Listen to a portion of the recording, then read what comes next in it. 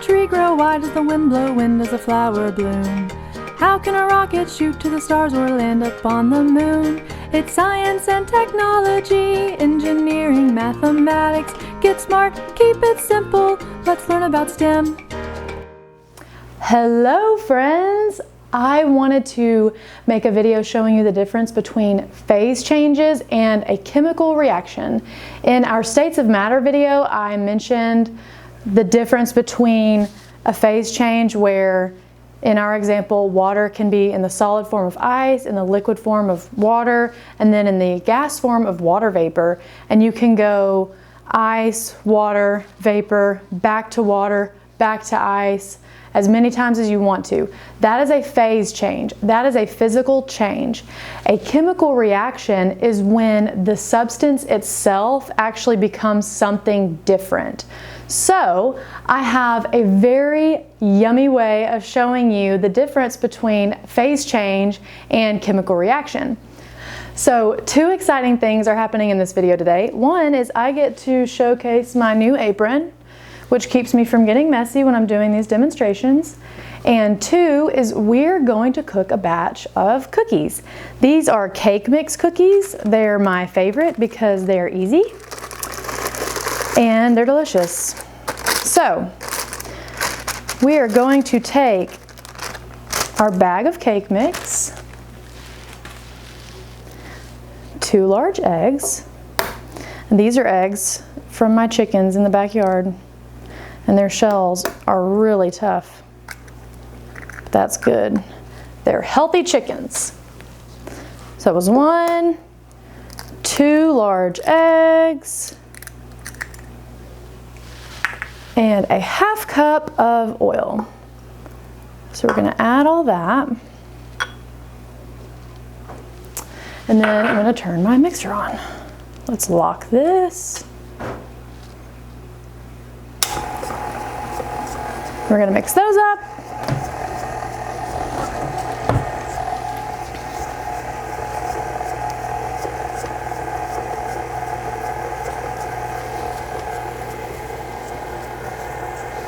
So like I said, this is a chemical reaction, not a phase change. We're going to take this batter and we're going to put it into the oven. The oven's going to warm them up, and if you remember when we put our ice on our stove and the ice warmed up, it phase changed into water. So you might think, okay, well, this is kind of a solid. This batter's, it's kind of a solid. We'll put our dough on the pan and then we'll heat it up and it would turn into liquid, right? But this is not going to undergo a phase change. It's going to undergo a chemical reaction. So you've mixed these ingredients. There's baking powder or baking soda in the cake mix, and it's going to react with the heat, and all these ingredients are going to come together and create something new. They are not going to phase change. So we'll pull this out like this. So these are strawberry cookies. These are some of our favorites.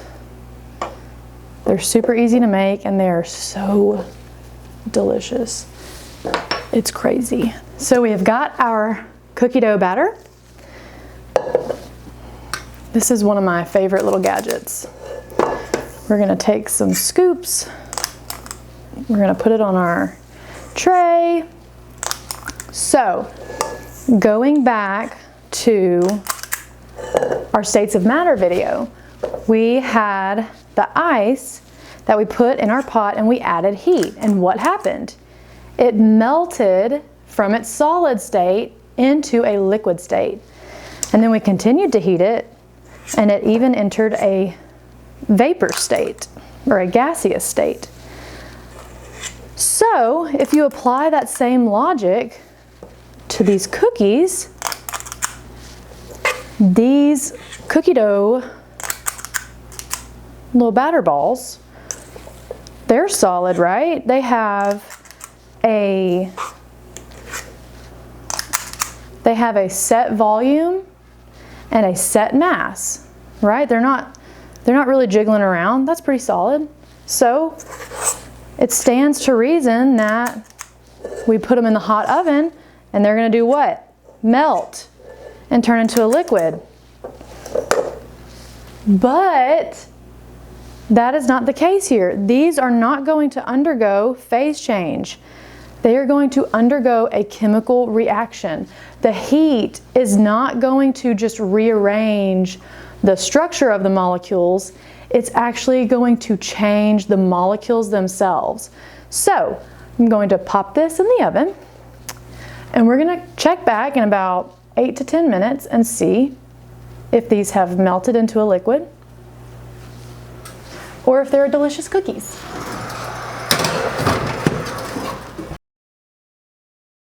They did not melt at all. They turned into cookies. Well, why? Why did they do that? With water, you've got your water molecules. You've got water, water, water, water, water, water. And it's just changing the way it looks. It's changing the way those molecules stack up. But those molecules remain water, water, water, water, water, water, water.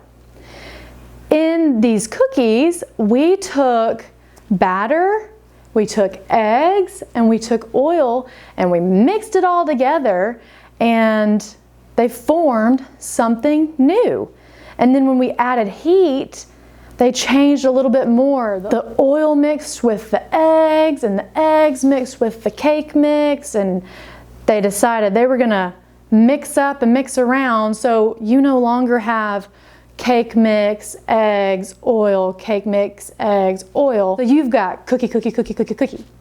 So I think now the only reasonable thing to do would be to eat a cookie. Because I think that we need to be really, really sure that the chemical reaction worked right. So I'm gonna let these cool for a second. And I think I'm gonna have to do a taste test just to be sure it's all cookie. I wanna be sure there's no cake mix hanging out over here and egg and oil hanging out separately. We need to be really sure that they mixed up right. So let's see. I don't know, looks pretty good to me. Yes, that is definitely a chemical reaction. That's a very good chemical reaction. You should definitely, it's important as a scientist to perform your own experiments so that you can draw your own conclusions based on your hypothesis. I think you should do this chemical reaction experiment yourself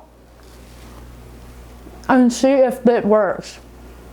I'm gonna go and make sure that all of these other cookies properly underwent their chemical reactions, and we'll see you next time. Thank you for tuning in, and I hope you learned something about chemical reactions.